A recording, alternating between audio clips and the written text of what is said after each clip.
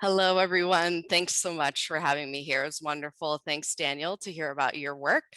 My name is Dr. Johanna Creswell Báez, and I'm at the School of Social Work. I'm sitting here in Austin, Texas. I worked here remotely before the pandemic, so you'll hear that my work is very closely tied to immigrants down here in Texas. I'm the manager of course development. I developed an immigrants and families course several years ago, and I've been teaching it. My passion and my whole social work career has been with immigrants in different settings, including school settings. I'm also a qualitative researcher, and I'm going to promote that a little bit today to think about how we can use qualitative research to uplift immigrant voices. And I'm going to be talking about teaching best practices around immigrants and immigrant families for social workers.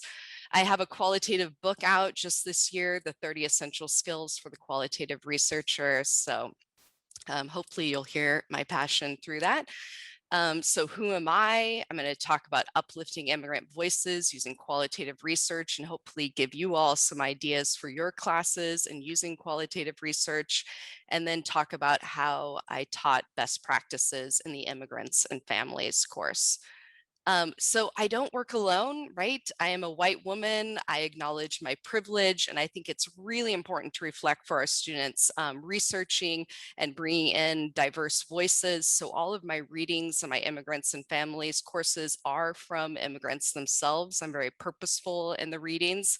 And this is my qualitative research team down here in Texas. We're interdisciplinary. We all work with different immigrants, and one is on a mobile clinic, and she's driving out to different neighborhoods in Houston, Texas, Dr. Sangamitra Misra. And we have funding. We are on our last and our third year of really focusing on supporting youth who've crossed the border down here in Texas. Unaccompanied minors is what I will call them, and trying to help support their health now that they're in our community and in Texas. So who are unaccompanied minors? Hopefully, I'm sure you guys all know and you've been following the news. They are youth who've crossed our southwest border here in the US. They are specifically vulnerable. Many are let's hold, they are children, 12 to 17. They've been separated from their parents. They made very hazardous journeys, as we all know, and they're adjusting now, right? They're living predominantly in Texas and Los Angeles, many with caregivers they didn't know at all. And they've made this very difficult journey. Just this month, 9,400 youth have crossed. And I was reading today here in Texas, Dallas Convention Center opened up to house these youth. So talking about this as a current crisis of child forced migration, there was 29,700 youth that have crossed since January. So definitely something we want our students to be thinking about and helping to problem solve, and having support for these youth. So what is the qualitative research? I talk about my research in my courses, and I think, thinking about your different courses, finding those qualitative research articles that can really speak to your different concepts to bring in immigrant and refugee voices to the classroom. What we did is we went and joined a coalition that was already working down here in Houston, and I provide the link to the coalition, and I say, please join this to my students, integrate it into your assignments. And we did focus groups. We were in the back of churches and community centers. We were looking at what are the needs and challenges of these youth here in Texas, how have they felt about living in the US, our research questions over here, how are they managing stress and well-being.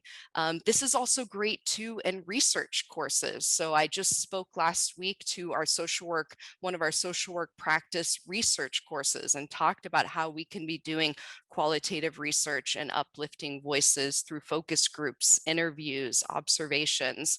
And this is all built into a toolkit. So we're also not just doing the research, putting it out there, leaving it, that we want it to be really applied research. So our 7 key themes and what we found in the voices of these youth, caregivers, and providers working with them, our main goal was to provide better understanding to providers, social workers, pediatricians, you name it, any provider working with UMs. So you'll see their quotes, right? These are their words. The providers were saying many of these youth are still adolescents. Let's hold that. They're in this growing phase. They talked about discrimination and feeling like the bad one in school. They talked about needing everything, that many were just struggling still. They were, came here to seek safety, and they continued to feel unsafe in their neighborhoods. And it came up again and again that legal support is really important. When we sat with caregivers, they said over and over again, we want to give them a better life. These kids are unbelievably resilient, and we want to help them overcome continued adversities. And there were also financial worries, along with kind of continued concerns of acculturation and still feeling trapped, even though they were in the US.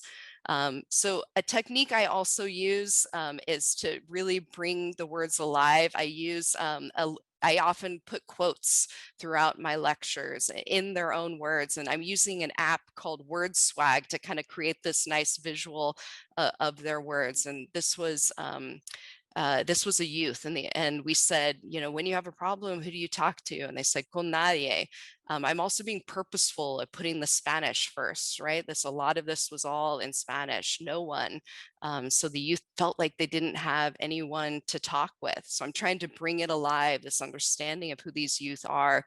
And this one, I worry about certain things sometimes, mi salud, la comida, the health, food, all of that, la renta, the rent, the money I earn isn't enough, so I worry. And so maybe, an idea is using breakout groups and having each of these different 7 themes, and students breaking out and thinking about how we can better support these youth in our community, given their words. And I wanted to show this to you. We took all of our qualitative themes, we built it into best practices, and we put it in a toolkit. We're also being very purposeful about it being open access and reflecting that for our students to get out this information. And so the toolkit is here on this link, and I wanted to, let me see if I can show you here. I think I have it right behind. So right here, can you see the website? Okay. Yep. Okay. Thanks. So you see, this is the website with our toolkit here, and we can kind of break out into groups and look at those key themes. But we're really trying to move our students to thinking about best practices, and you can see. We can get back. I'm going to page forward just a little bit. We have best practices right at the end. We wanted to make them really accessible and usable. So here's kind of moving into our best practices. We need to focus on building trust, right? Many of these youth, right, they're understandably, who are you? The social worker, why should I tell you? And really understanding the uniqueness of them. And then this page can actually just be printed off front and back. We have action steps then as part of these best practices, and we can explore these best practices with our students. So let me move back here and from the current one.